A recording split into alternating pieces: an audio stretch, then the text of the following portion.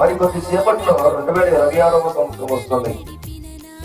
ఒక దైవజనుడు ఇలా అంటున్నాడు, దైవజనుడు కాదు, ఒక మనిషి ఇలా అంటున్నాడు, అయ్యా నూతన సంవత్సరం వచ్చింది కదా, సంతోషం లేదా నీకు అని అడిగాడు.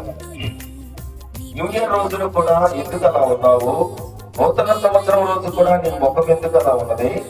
నూతన సంవత్సరం రోజు కూడా పాత బట్టలే ధరించావు, నూతన సంవత్సరం రోజు కూడా అదే బాధపడుతున్నావయ్యా, ఏ సంతోషం లేదా అని అడిగి ఆ వ్యక్తి అన్నాడు, ఎందుకు ఉండాలి సంతోషం అని అడిగాడు. అదేంటండి, ఈరోజు కొత్త సంవత్సరం కదా, మరొక సంవత్సరము వచ్చింది కదా అని అంటేనో, వచ్చింది బానే ఉంది, అయితే ఏం మారింది అని అడిగాడు.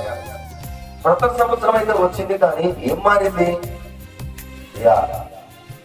నా ఇంట్లో క్యాలెండర్ ఒకటే మారింది కానీ నా జీవితంలో ఏదీ మారలేదు అన్నాడు.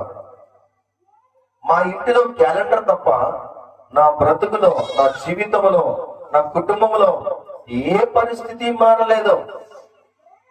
నిన్న ఎలా ఉన్నానో ఈ రోజు అలానే ఉన్నాను, పోయిన నెల ఎలా ఉన్నానో ఈ రోజు కూడా అలానే ఉన్నాను, పోయిన సంవత్సరం అంతా ఏ బాధ అయితే పడానో ఈ సంవత్సరం ప్రారంభం రోజు కూడా అదే బాధతో ఉన్నాను.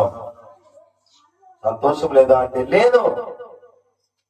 ఎందుకుంటుంది? నా పరిస్థితి మారినప్పుడు నాకు సంతోషం ఎక్కడి నుంచి వస్తుంది? నా పరిస్థితి మారినప్పుడు నాకు ఆనందం ఎక్కడి నుంచి వస్తుంది? క్యాలెండరే మారింది కానీ నా పరిస్థితి మారలేదు అన్నాడు. దేవుని పిల్లల జీవితం